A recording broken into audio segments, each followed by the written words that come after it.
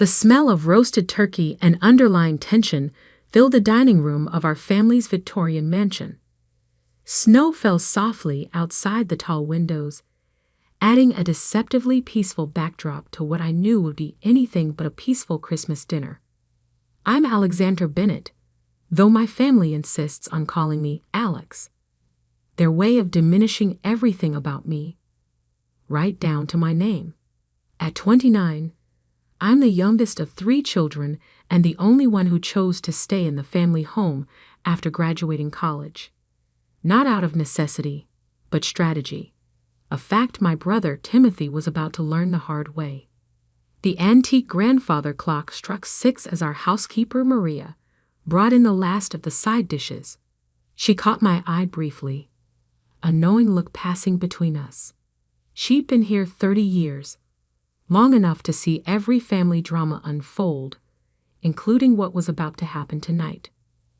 Alex, my mother Margaret called from her end of the table, do try to sit up straight. The Hendersons are joining us later for dessert. Her voice carried that familiar note of perpetual disappointment, as if my very posture was letting down the entire Bennett legacy. I adjusted my position slightly, smoothing the napkin across my lap. The Hendersons, of course. Mother's attempt to set me up with their son Bradley. Another suitable match I was supposedly lucky to attract, despite my peculiarities, as she called my career choices. Timothy sat across from me, his wife Diane beside him, both dressed like they'd stepped out of a luxury magazine spread. He'd taken over father's investment firm 3 years ago, a position he'd neither earned nor deserved. But in our family, being the firstborn son trumped little things like competence or ethics. My sister Catherine sat near the end, tapping away at her phone despite mother's repeated glares. She'd blown through 2 trust funds and 3 marriages, yet somehow remained the sensible daughter because at least she tried to settle down. Before we begin, Father announced from the head of the table, I think it's time we address the elephant in the room. He set down his wine glass with practiced precision. The future of this house. Ah, here it came. I'd been waiting for this moment for exactly 3 years, 2 months, and 15 days. As you know, he continued, this property has been in the Bennett family for 4 generations. With the recent changes in the market, certain decisions need to be made. What he meant was that his investment firm, now Timothy's investment firm, had lost several major clients. The kind of losses that made people whisper at country club gatherings. The kind that forced selling of assets.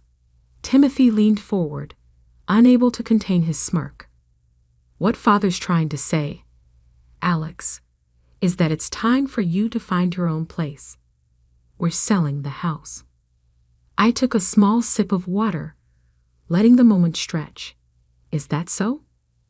Don't act surprised, Catherine chimed in, finally looking up from her phone. You can't have expected to live here forever. Some of us have actual families to think about. By actual families, she meant her latest fiancé and his 3 children from 2 previous marriages. The fiancé who, unknown to her, had already blown through most of her remaining trust fund on a failed yacht charter business in Miami. The market's quite good right now, Timothy continued, his voice taking on that condescending tone he perfected since childhood. I have several interested buyers already. High-end developers. They'll probably tear it down, build luxury condos. Mother's hand flew to her throat. Tear it down. But Timothy, darling, this house is just a house, Mother. He cut her off. Progress demands change. Besides, Alex needs to learn to stand on her own 2 feet. You have 1 week to pack your things and leave. I set down my water glass carefully. That's interesting, Tim. Tell me more about these developers. He preened slightly, always eager to show off his business acumen. Prestigious firms. Top dollar. Of course, you wouldn't understand the complexities of such deals. Actually, I said, reaching for my briefcase beside my chair, I understand completely. That's why I had my team research them thoroughly 3 months ago when they first approached me. The room went still. Your team. Father's voice carried the first note of uncertainty I'd heard in years. I smiled, pulling out a thick folder. Yes, my legal team. You see, they were quite concerned about the potential buyer's history of fraudulent dealings, especially given my position as the property owner. Timothy's fork clattered against his plate. What are you talking about? Oh, did I forget to mention? I laid the property deed on the table. I bought this house 2 years ago, through a holding company, of course, when Great Aunt Adelaide's estate was settled. Impossible, Father snapped. The house was tied up in the family trust. It wasn't for sale. The trust you borrowed against repeatedly to cover the firm's losses. I raised an eyebrow. The same trust you defaulted on last spring. The bank was quite happy to sell to a buyer with liquid assets and excellent credit. They particularly appreciated my cash offer. Mother's face had gone pale. Catherine's phone slipped from her fingers. You're lying, Timothy sputtered. This is some kind of joke. Would you like to see the documentation? I opened the folder. I have everything here. The deed, the transfer records, even the receipts for the property taxes I've been paying while letting you all live here rent-free. But your job, Mother whispered. You work in that little tech startup. I laughed softly. That little tech startup went public last year. I'm the Chief Innovation Officer and one of the founding partners. Did none of you ever actually Google my company? We're valued at just over $4 billion. The silence that followed was deafening. Outside, the snow continued to fall, adding another pristine layer to the grounds I legally owned. So, I continued, about that 1-week notice to vacate. I think 24 hours is more appropriate, don't you? After all, progress demands change. Timothy's face had turned an alarming shade of red. You can't do this. We're family. Family? I pulled out another document. Like when you forged my signature to access my trust fund last year. Or when you mortgaged this house to cover your gambling debts. His mouth opened and closed like a fish out of water. Diane suddenly became very interested in her napkin. How did you? Father started. No, I finished for him. I know everything. Every loan, every fraud, every secret account. And after tomorrow, so will the SEC. The grandfather clock chimed again, its sound echoing through the stunned silence. But I wasn't finished. There was one more revelation to come. One that would shake the Bennett family to its very core. Now, I said calmly, let's talk about what really happened to Great Aunt Adelaide's original will, the one that disappeared the night before she died, the one Timothy visited her about in the hospital. Timothy's face went from red to white faster than I thought possible, because he knew what was coming next would destroy not just his reputation, but everything he'd schemed and stolen to build. Maria quietly began clearing the untouched dinner plates, her movements precise and careful, like someone trying not to startle a room full of cornered animals.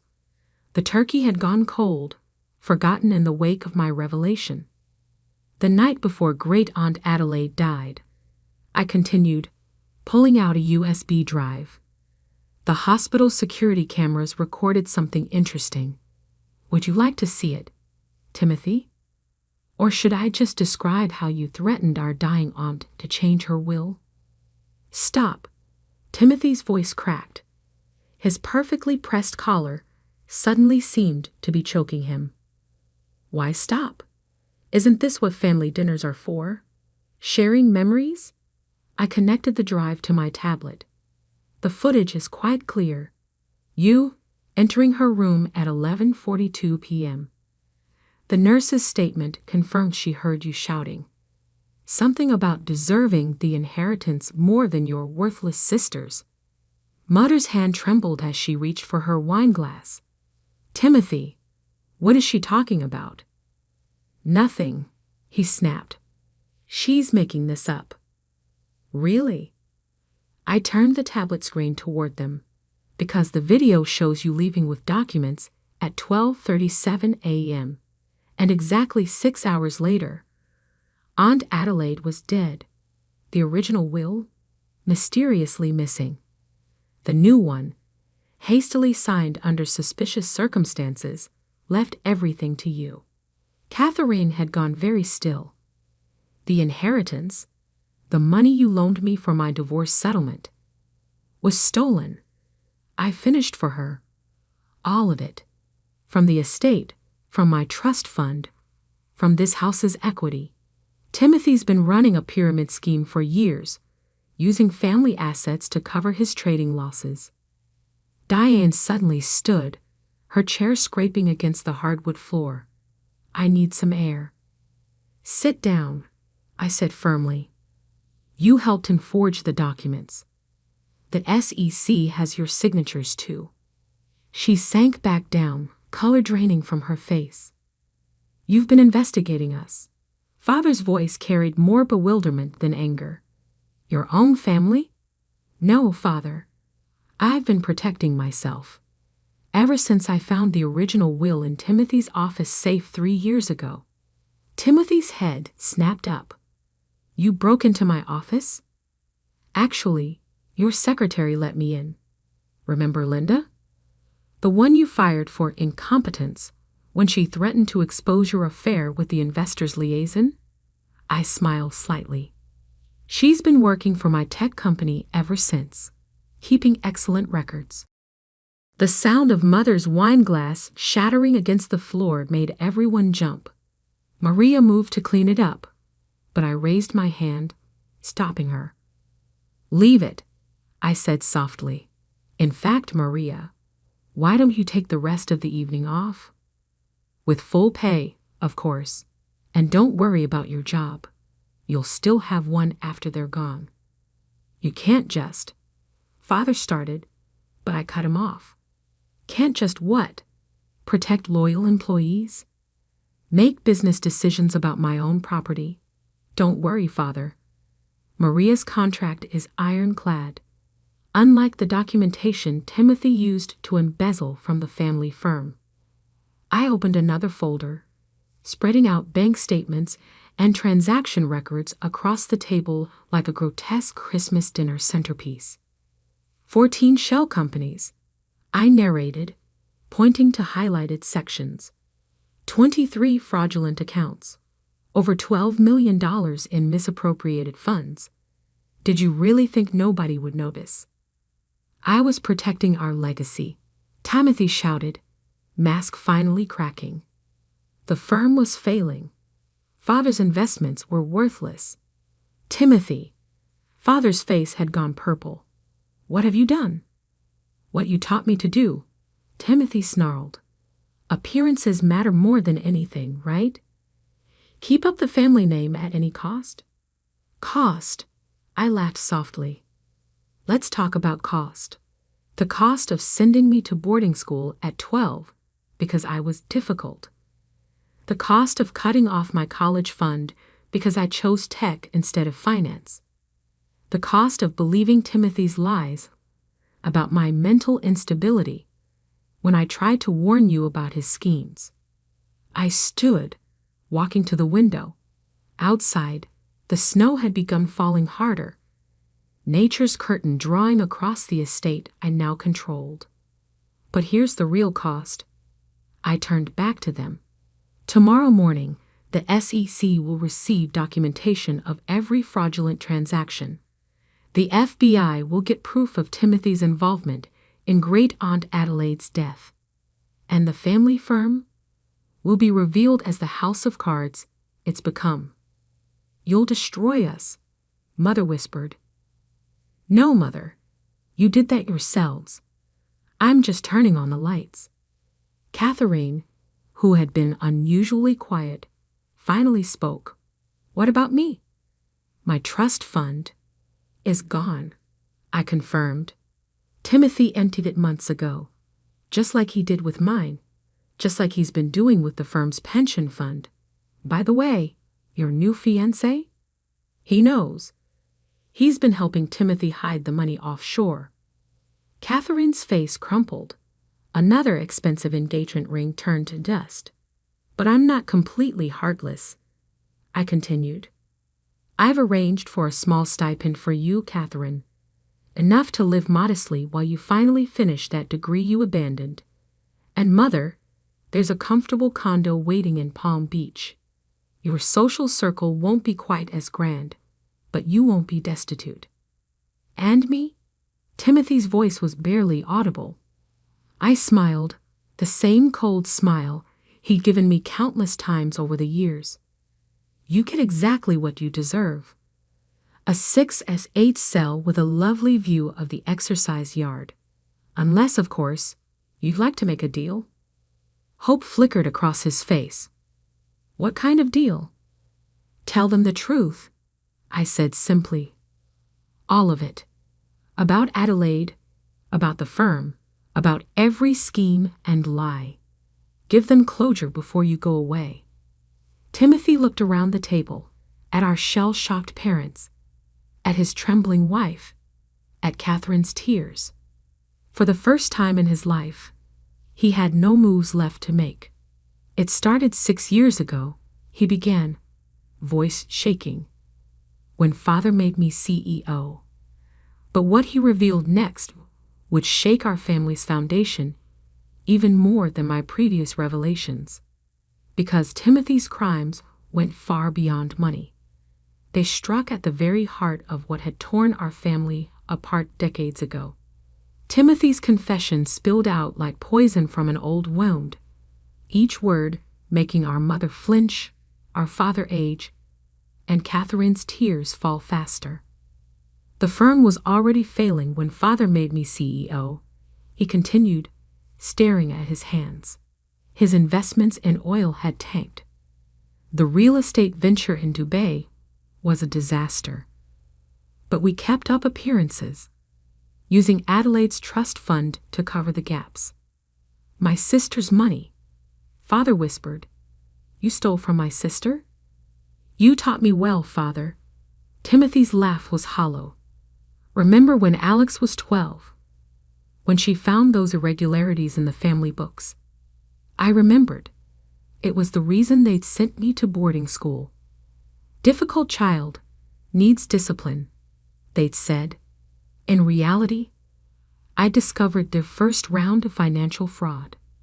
But that's not the worst part. Timothy's voice dropped lower. The night Adelaide died, she knew everything. She'd hired a forensic accountant, was planning to expose us all. Mother's face went ash white. Us. All.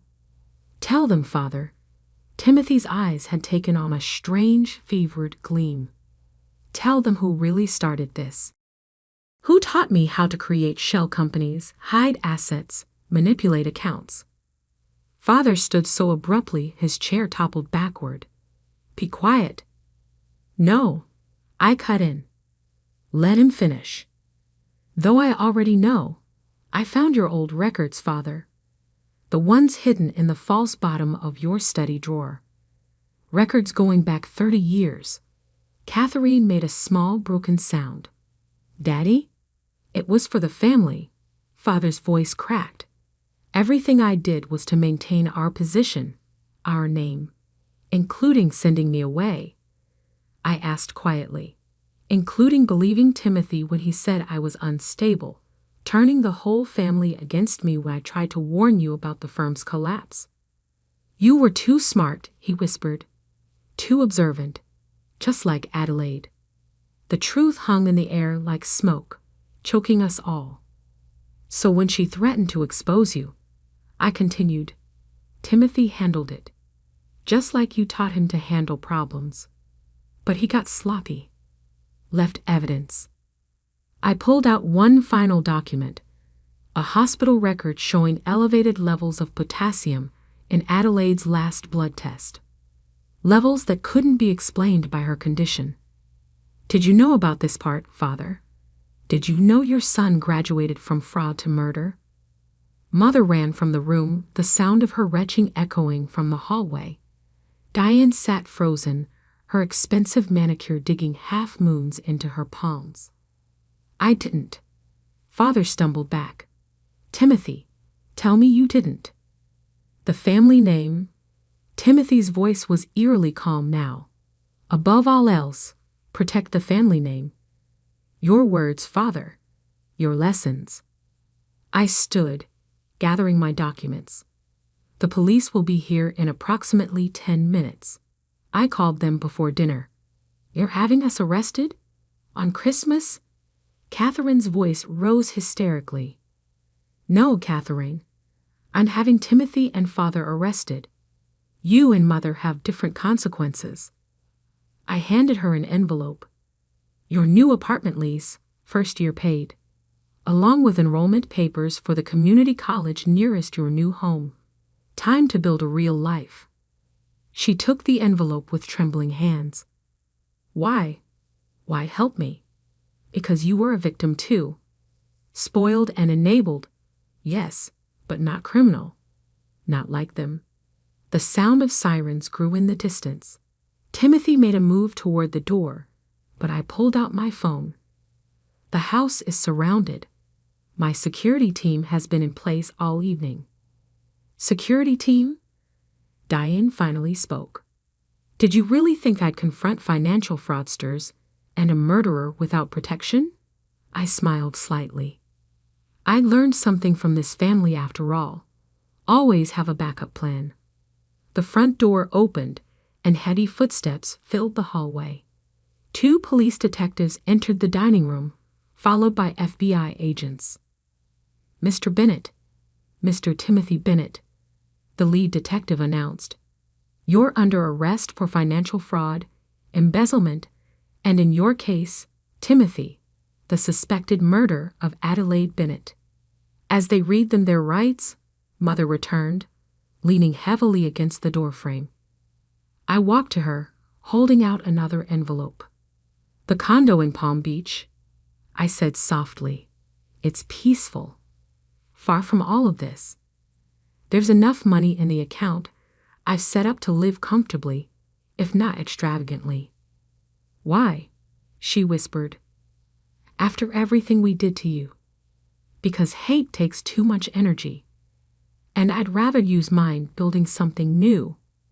As they led Father and Timothy away in handcuffs, I walked to the window, watching the snow blanket their footprints, erasing all trace of their passage from my property. 3 months later, I stood in the same dining room, but everything had changed. The heavy drapes had been replaced with light, modern panels. The oppressive oil paintings of stern Bennett ancestors had given way to local artists' work. The room was filled with light, air, and the sound of children's laughter. I'd converted the mansion into a technology education center for underprivileged youth. The same rooms that had once hosted cold family dinners now held coding classes, robotics workshops, and entrepreneurship seminars. Maria still ran the household, but now as the center's operations manager, with full benefits and a salary that reflected her true worth. Catherine had finished her first semester of community college with straight A's. She was studying social work, determined to help other families avoid our mistakes. Mother was finding peace in Palm Beach, volunteering at a local library, and, surprisingly, showing talent as a children's storyteller. Timothy and Father were serving their sentences, 20 years for Timothy, 12 for Father. Diane had filed for divorce and turned state's evidence, receiving probation in exchange for her cooperation. The family firm had been dissolved, its legitimate assets used to repay the victims of their fraud. The Bennett name no longer carried weight in financial circles, but I was building a new legacy, one based on innovation, education, and genuine value. I sat in my office, once father's study, reading the latest update from the Education Center's program director. Enrollment had doubled. Our first class of coding students was already receiving job offers. My phone buzzed. A text from Catherine. Got my midterm results. All is again. Thank you for the second chance. I smiled, looking out at the grounds where children now played in the snow, their laughter replacing the echoes of old arguments and older lies. On my desk sat a small photo of Great Aunt Adelaide, her eyes twinkling with the same love of truth and justice that had eventually cost her life, but had also, finally, brought change. The house is still in the family, I told her picture quietly. Just a different kind of family now, a better one. Outside, the snow began to fall again, but this time it felt like renewal rather than burial.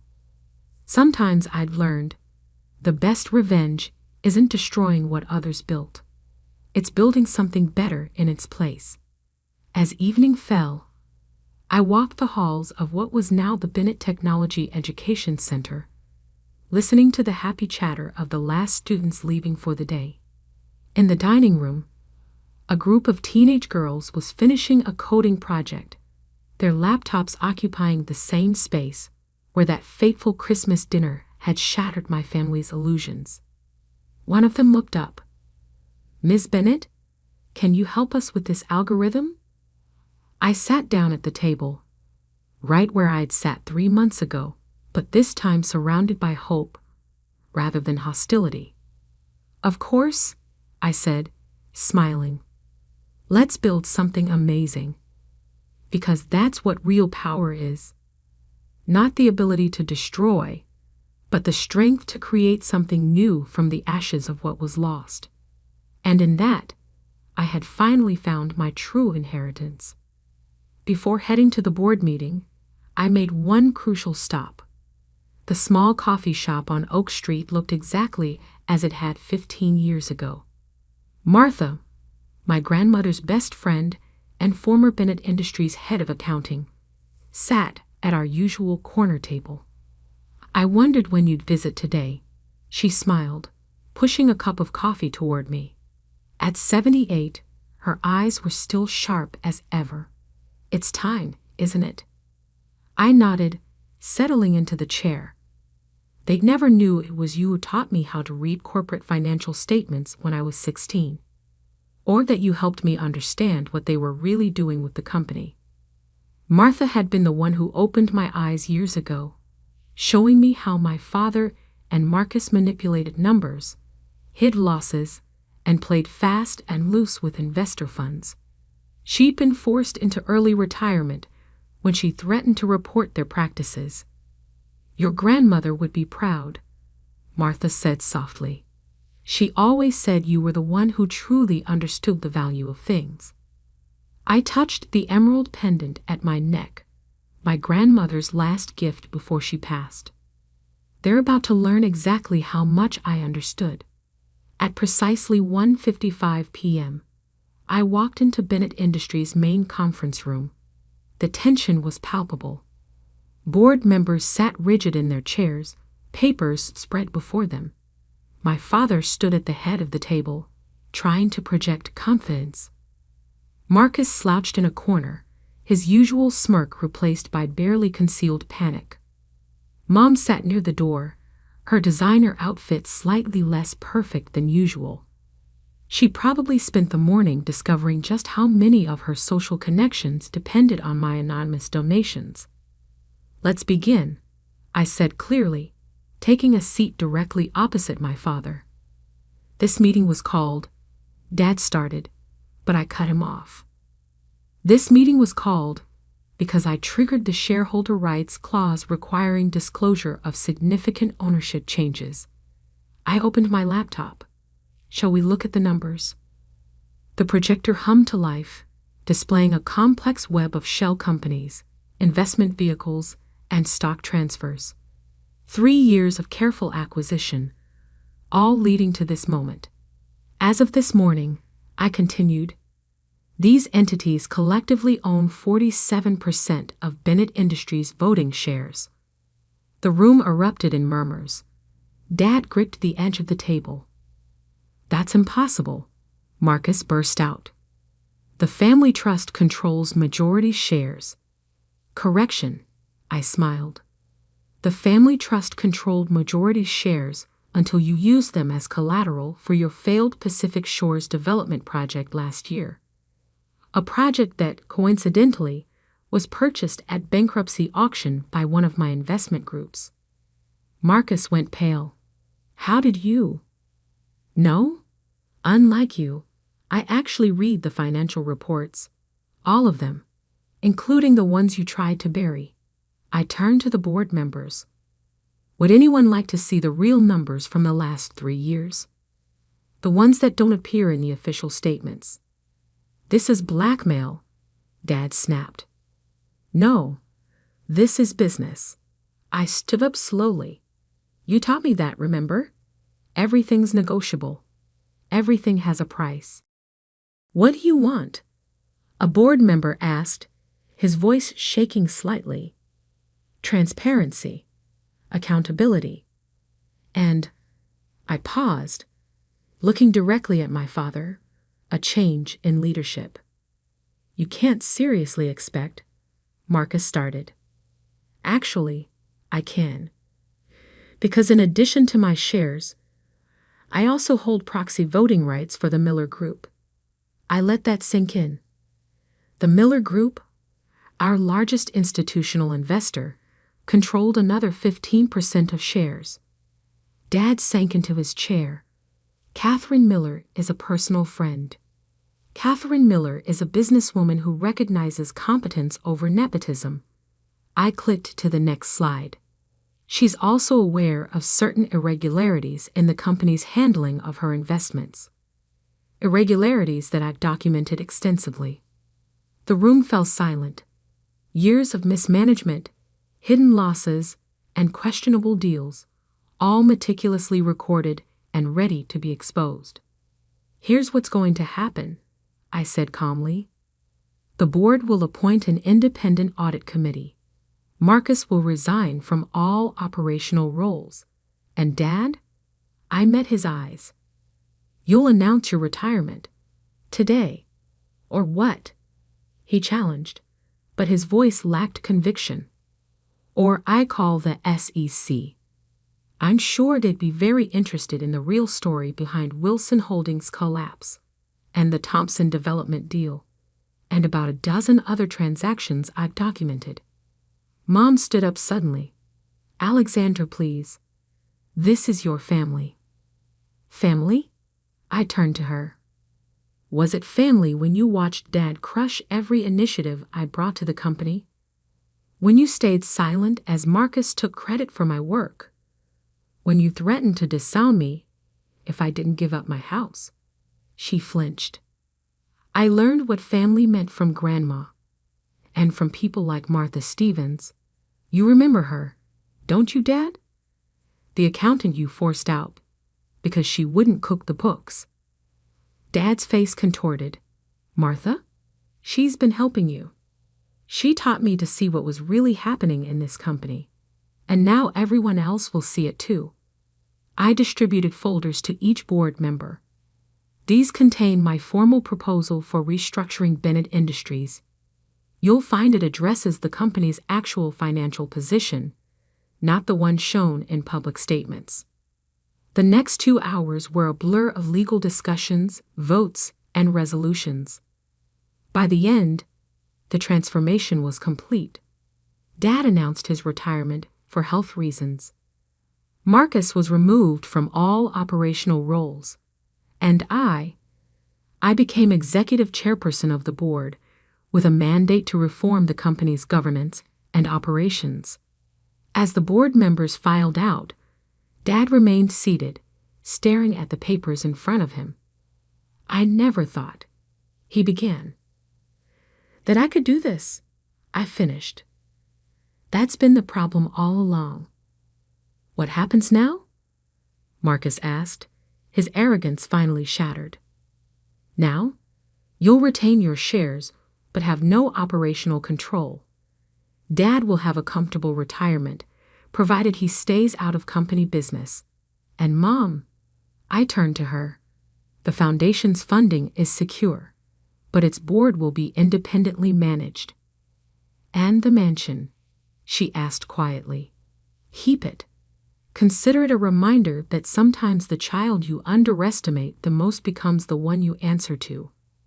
I gathered my things, pausing at the door. "Oh, and Marcus?" "I bought the Thompson Development Group this morning." Turns out they were eager to sell once they realized who they were really dealing with. The sun was setting as I drove home, to my house, the one I'd refused to sell, the one that had started this whole confrontation. Martha was waiting on my porch, a bottle of champagne in hand. "Your grandmother kept a letter for you," she said, pulling an envelope from her bag.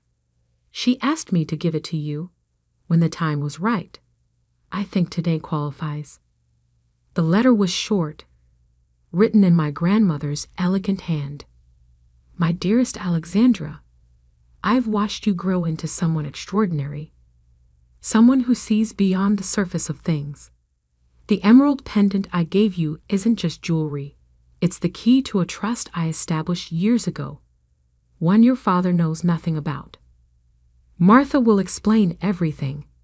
You've proven you know how to build things. Now show them how to build something better than they ever imagined.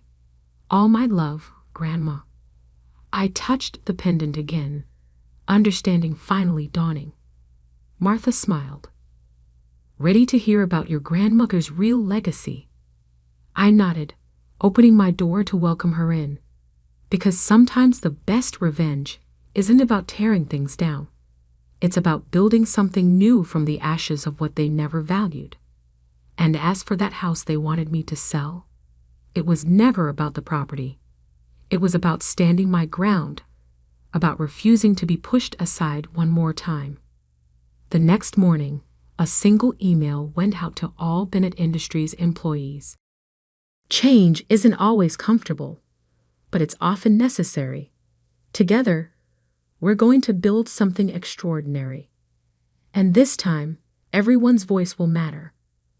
Regards, Alexandra Bennett, Executive Chairperson, Bennett Industries. Sometimes the biggest victories come not from the battles we win, but from the lessons we teach along the way. My family had spent years teaching me that I wasn't enough. In the end, I taught them that I was more than they ever imagined. And that house they wanted so badly, I think I'll keep it. After all, it's got a perfect view of the Bennett Industries Tower. A daily reminder that sometimes the best response to "we don't want you" is to become the person they can't ignore. Martha raised her champagne glass. "To your grandmother." "To the future," I corrected, smiling. "And to remembering that some things aren't for sale. Not houses, not principles, and definitely not self-worth." The sun set over the city skyline, painting the sky in shades of victory. Tomorrow would bring new challenges, new opportunities to reshape the company. But for now, sitting in the house I'd refused to give up, I was exactly where I needed to be. Because sometimes the best revenge isn't revenge at all. It's showing them exactly who you've become while they were busy underestimating you. And I was just getting started.